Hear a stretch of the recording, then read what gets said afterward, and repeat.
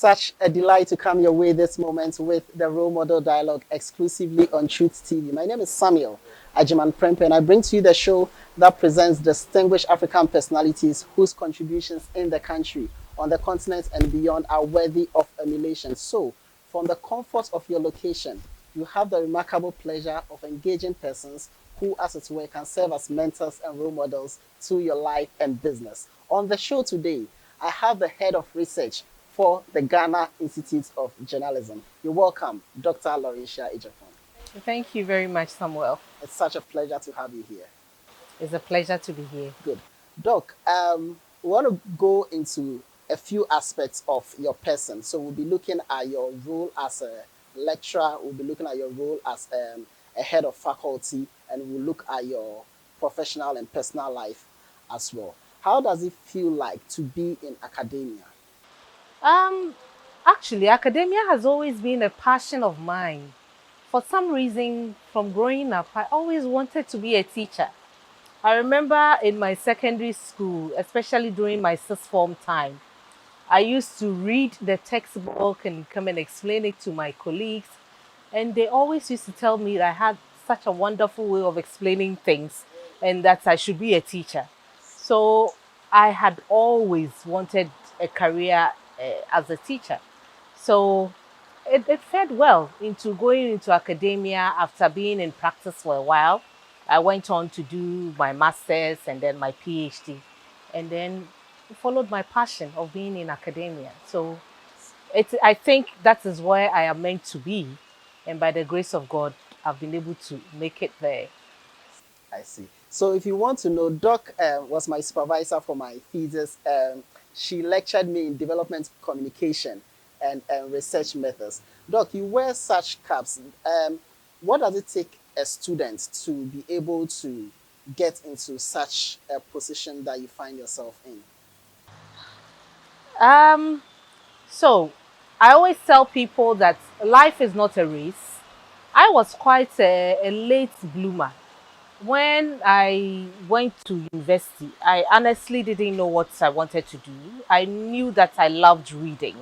So my first degree, I actually concentrated on English and history. So that was what I got for my first degree at the Kwame Nkrumah University of Science and Technologies. And I had always been interested in media. I started off working with Joy FM when they had a program called Speak Easy. We were one of the pioneers of the program Speak Easy, and that actually piqued my interest. And then I did some work with Media Touch Productions, Madam Oboshi Sai Kofi and Okay. Titi. And I enjoyed my time there because that time there was a program called Straight Talk, and I worked with them on the program, and I worked with them for quite a bit. So that was where my interest in the media started from. I was fortunate enough to do some courses in public relations, and then I got employment with the Ghana Civil Aviation Authority as their public relations officer, and then eventually rose to become the public affairs manager. So it was during my time at Civil Aviation that in conversations with people, I kept saying that my passion has always been to go and teach. So a friend of mine then said, why don't you then go and do your master's? So I decided to go and do my master's. Originally, the plan was to go and do my master's so that I will get promotion at my workplace. So I did my master's with the University of Leicester in the UK. And I met a very nice person who was supposed to be my personal tutor, Professor Charlotte Debecker. And we had a conversation.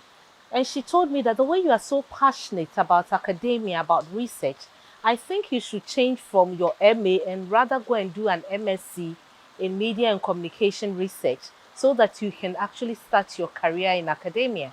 So I listened to her. I went to do my master's MSc Media and Communication Research, and that was where my love for research and academia started. So after that, I then moved into my PhD. So basically, when I was doing my master's, I was the oldest person in the class. And being somebody from Africa, because I was 34 years old, when I went to do my master's. And it was really tough because there was all these young people who are coming straight from their first degree. It took a while for me to pick up. That's why I always say that if you are passionate about something, it doesn't matter how long it takes you to fulfill that dream. Be concentrated on it and you will get there. It might take a bit. It took a bit for me, but I did get there. So even though I was the oldest person in the class, I am proud to say that I finished my master's with a distinction and I actually got the best dissertation research award. I told you I have the best lecturer now. And that was what steered me on. So when I came back, I saw an advert by the Ghana Institute of Journalism looking for lecturers. I applied. I went for the interview. I was successful and I started working there as a lecturer. Then I told myself, if I really want to stay in academia, I better start going to do my PhD. I applied for the PhD with the University of Leicester. I was successful and I went through the PhD program.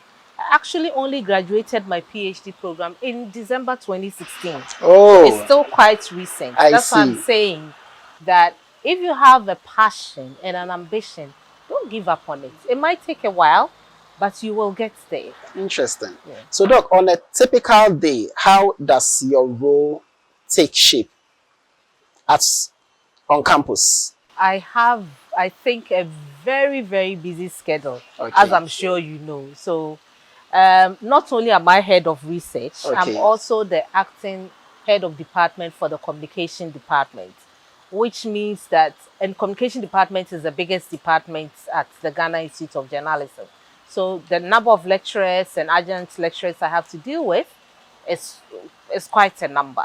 So on a typical day from work, most of the time, if it's during the semester, I usually get to the office latest by 6:30 a.m. because lectures start from 7. I like to visit some of the lectures of going on for my department, being mounted by my department to see how the students are relating with the course. And then also, I also have my own lectures. So I also lecture in political communication. I lecture in globalization and development.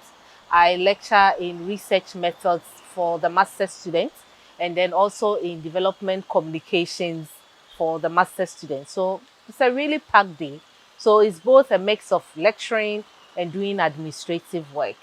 I do enjoy the hectic life of being both as an academic and also being an administrator at the institute. It makes my life busy. Fortunately for me, all my children are grown, so they don't um, You get. don't babysit Yes, any I don't longer. have to babysit them. Okay. My last one is actually turning 21 this month, so they're all quite old. So I am fortunate that I'm able to do this work that I love. You certainly don't look your age. Well, good genes. You know, Doc, I have a confession. When I completed my undergrad at University of Ghana, I wasn't particular on furthering it any soon. Well, as you will have it, I continued with my MA at GIJ. After everything, and I got to campus, and I was looking on the notice board for the schedule timetable, then I saw research methods. I don't know, I certainly had probably seen it earlier before payment of fees and but I saw research methods and I said no, not this course again.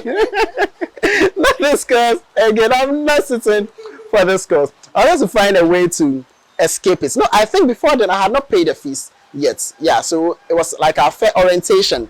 Yeah, I said, no, I'm not going to sit for this because I'm certainly not going to pay for these fees. But interestingly, you came to the class at your time for research methods.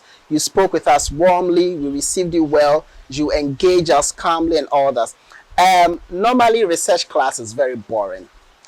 It's not fun. But you made it one that you could relate to. And people like me could ask questions in your class and contribute in your class. How do you go about such? I I find it very interesting when people say research is boring. I find research so exciting.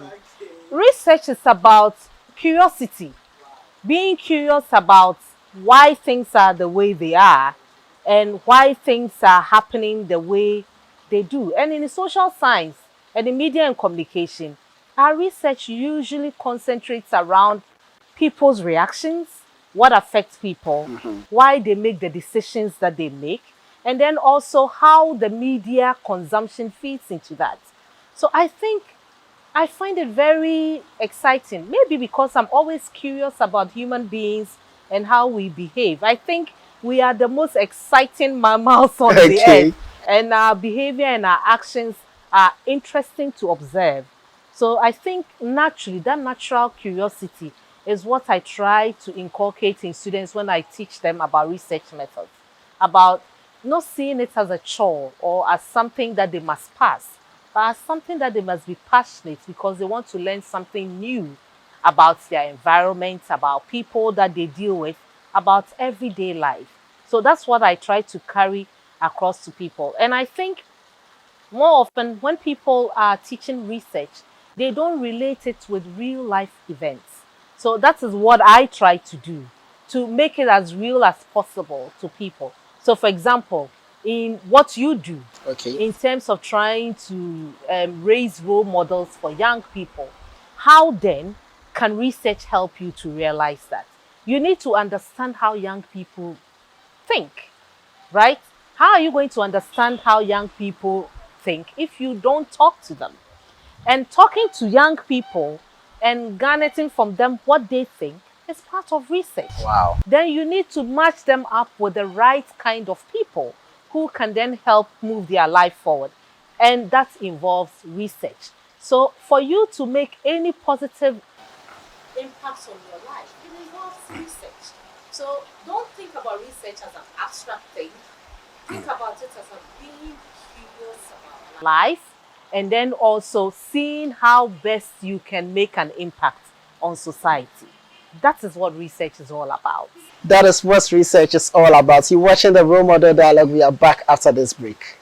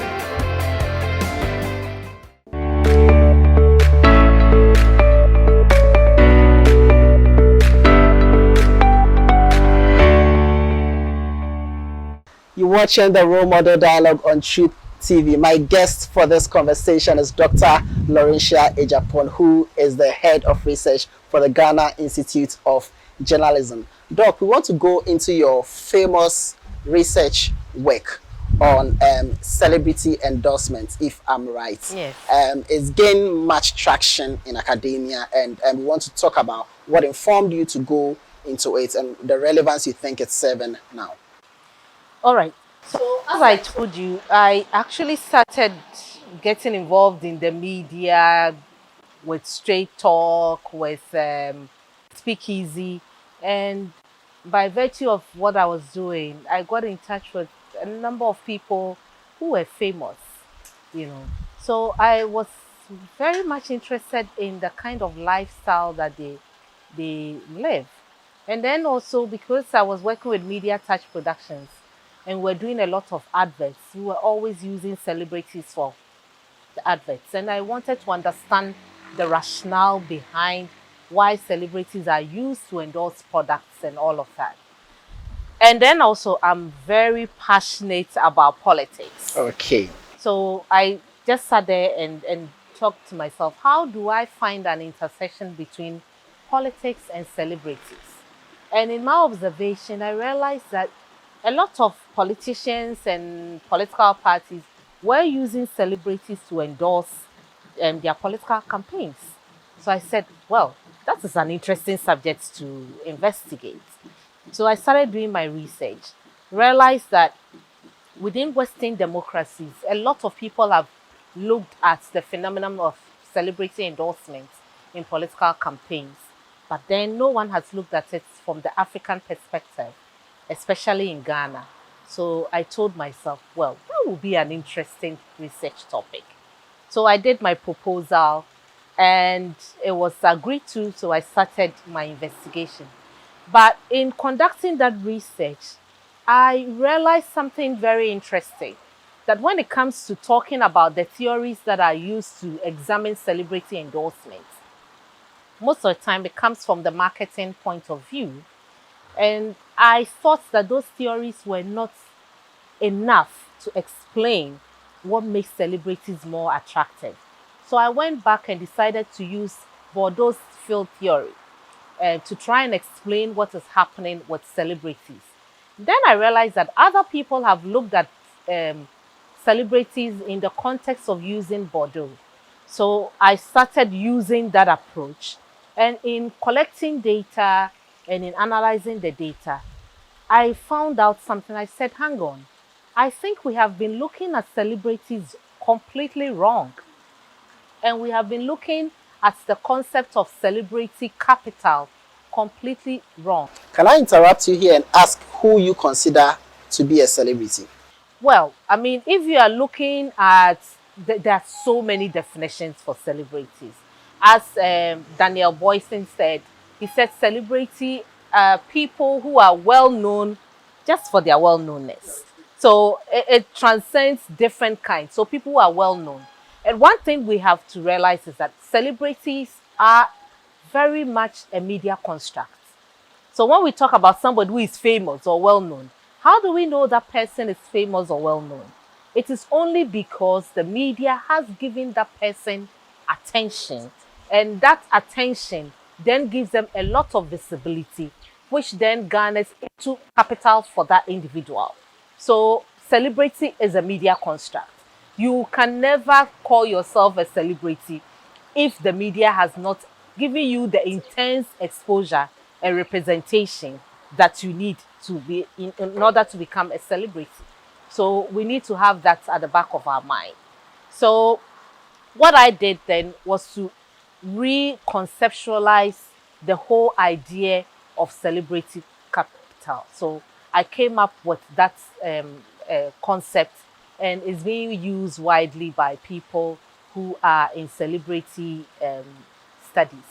So I am happy to say that I actually contributed something to knowledge of telling people about how to reconstruct what celebrity capital is all about and what celebrities bring into the field and how they can get the capital in order to either use it within the field they are in or transfer it into other fields. So does your study typically consider like a role of a brand ambassador in promoting the business that they represent? Okay, so I didn't go into the details of that, but it can be used within that field. Because what I was concentrating on, because I was looking at celebrities and politics, my place was actually to look at it in terms of political campaigns. But I've seen other people use the same concept in other areas of celebrity endorsements, and they've come out with some very good findings. So we wait to see how people will take the concept and run with it. Good. So in your study, what was your conclusion? Do celebrities influence us to cast our votes? Okay, so I mean, all the research shows that it's very difficult to judge influence of celebrities because we always measure after the facts. Now, the best way to research anything that has to do with influence, impact, effects is to do an experimental research. And because we usually look at politics after the effects, it's difficult to really tell whether we got the results based purely on celebrity endorsement or there were other things that were at play. So what I did was to look at the role. So what role does it play in political campaigns? And I realized that it plays a significant role in that, one, it generates visibility for the campaign. And the one thing that any campaign wants is visibility. Because if you don't get coverage, then you did not happen, right? So celebrities bring that kind of visibility to a campaign. Then also, they bring a lot of excitement. So when a celebrity is attached to a political campaign, because of the excitement and how people feel about that celebrity, it can generate some kind of excitement for people. As to whether it will change their mind as to who to vote for, there is no research. And even within Western democracies, they've tried to look at the Oprah effects and all of that. There are no conclusive studies that shows that celebrities can affect election outcomes positively. There is no findings that support that. What we see is that it has a role. It creates visibility. And in the Western democracies, unlike Ghana, where, well, our celebrities are not as wealthy as the Western world, they are able to fundraise for campaigns. We haven't gotten there yet. I think that one of the things that I'm excited to see is the issue of John Dumelo, who is actually putting himself up. We will delve more into that. Role model dialogue, don't go away.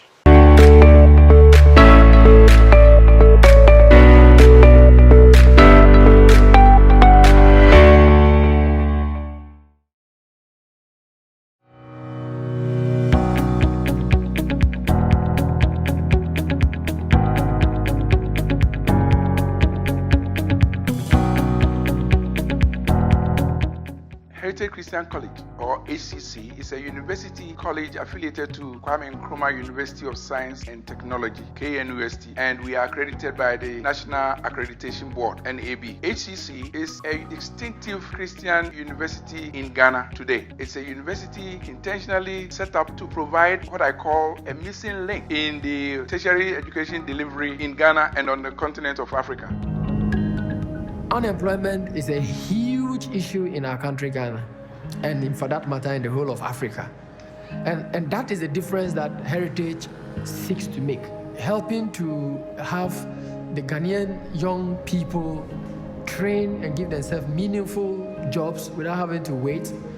This is phenomenal, and we are focused on delivering that. The Center for Entrepreneurship, Philanthropy and Ethics is one of the units of HCC that has decided to help the students to be able to develop their skills in entrepreneurship, help them to be able to write business plans, to employ other people. And then they do all of these things in the context of ethics and giving back to society. Before you finish HCC, you have your own business. It's a privilege to you because you won't be hunting around looking for a job. You already have your job. So with a CEP, if you're a student in Heritage Christian University, you have a great opportunity of becoming an entrepreneur right after school. Our company name is Rosemarsh Farms Ghana Limited. Our vision is to be the preferred choice for quality, affordable, and value-added agricultural products.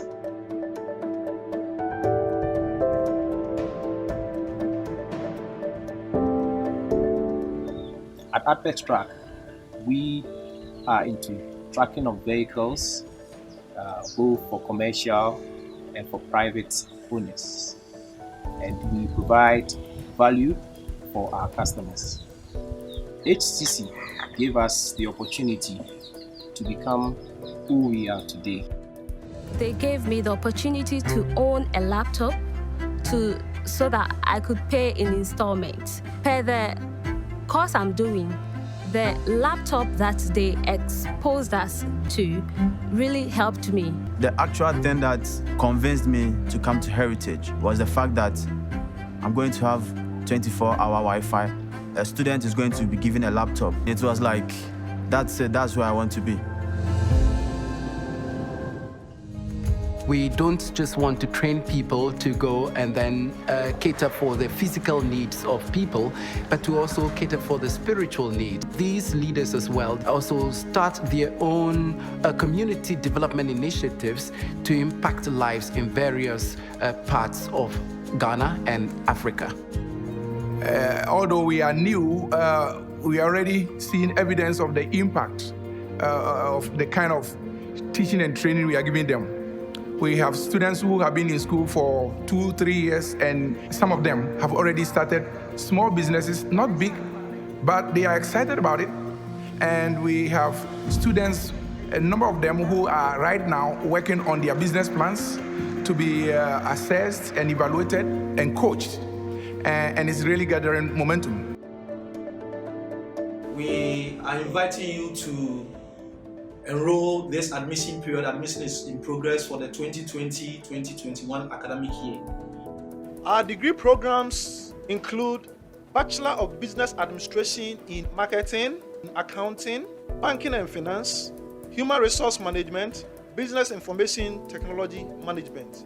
We also have Bachelor of Science Information Technology and Bachelor of Theology. HCC runs tutorials for professional programs in ICA, Ghana, CIM, CIB, ICM. ICM courses are Professional Computing, Journalism and Media Studies, Accounting and Finance, Marketing and Public Relations, Human Resource, Project Management, and Business Studies. Applicants who want short courses within 2 to 3 months can also come for programs such as web designing, graphic designing, basic computing, MS Office Suite, programming, and networking. SEC's admissions requirement conform to the National Accreditation Board standards, and that is 3 core, 3 electives including English and Maths in WASI or SSC with credit pass or better. We also admit with GBC and ABC. We also admit HND top-ups. Mature students can apply, take an entrance exams, and be admitted upon passing.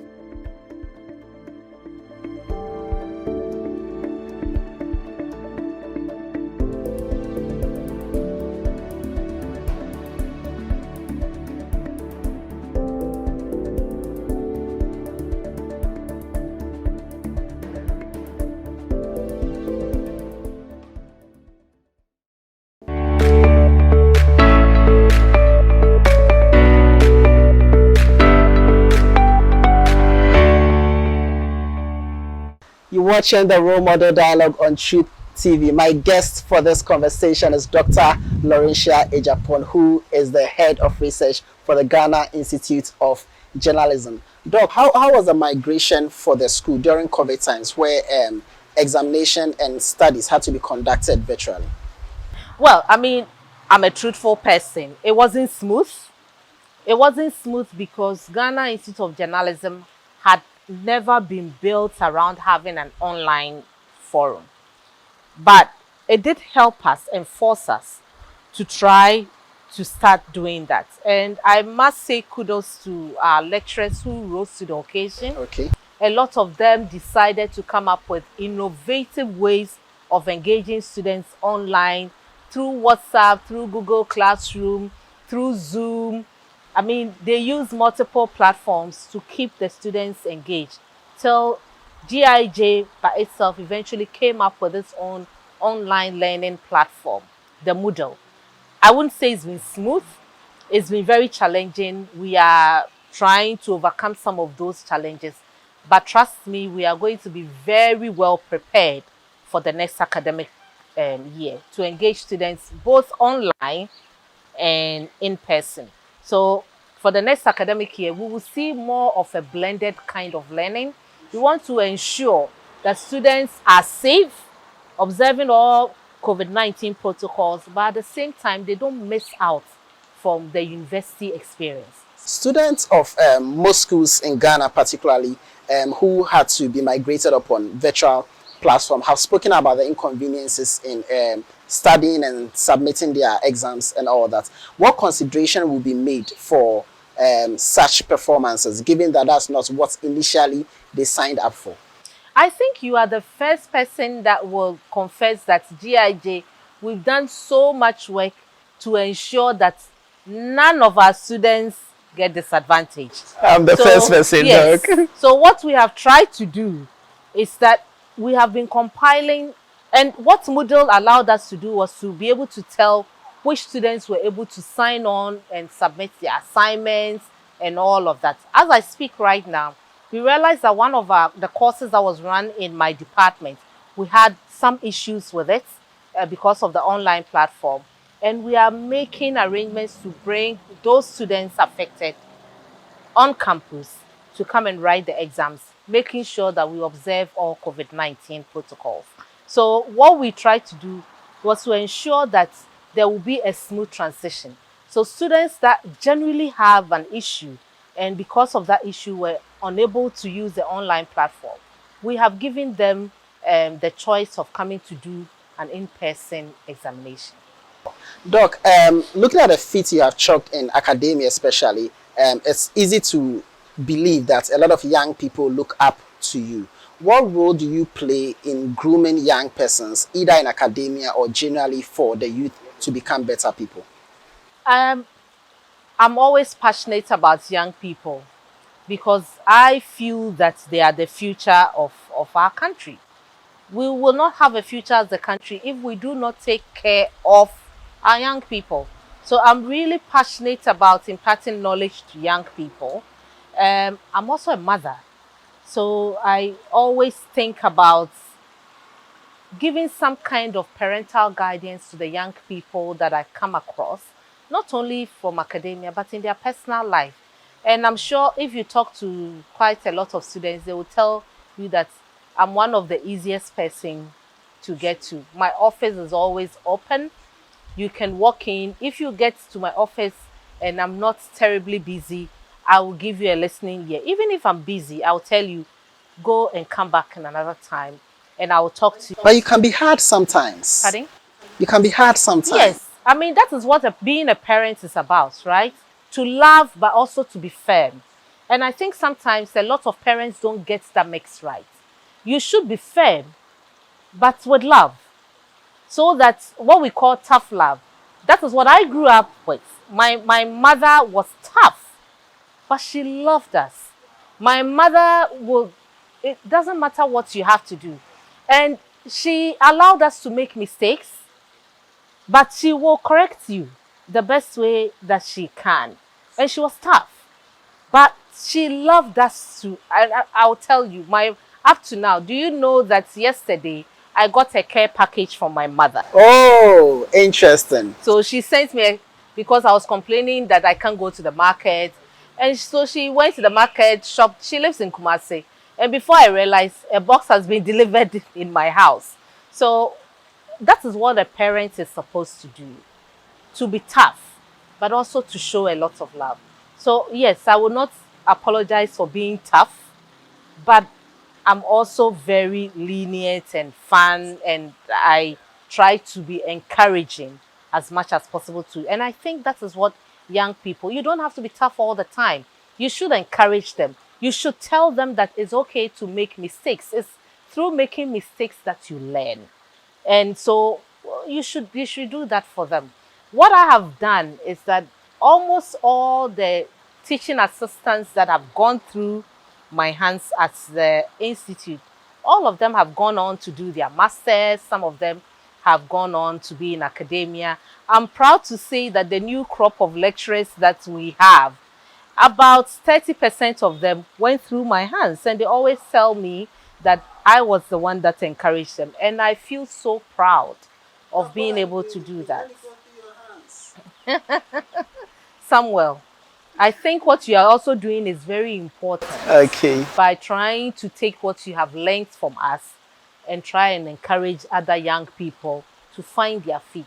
It is not easy to be a young person. And I always tell, when I'm counseling parents or talking to older people, I tell them that sometimes we forget that we've been young people before. We forget how we were when we were teenagers. So all the things, cast your mind back, all the things that you were experiencing as a teenager, your children are experiencing them now. And it's even more exacerbated by social media. And so they are dealing with what we dealt with on a much higher level. And so we need to really be concerned, to nurture them, to love them, but also to be tough on them. My guest has been Dr. Lawrencia Agyepong, who is the head of research for the Ghana Institute of Journalism.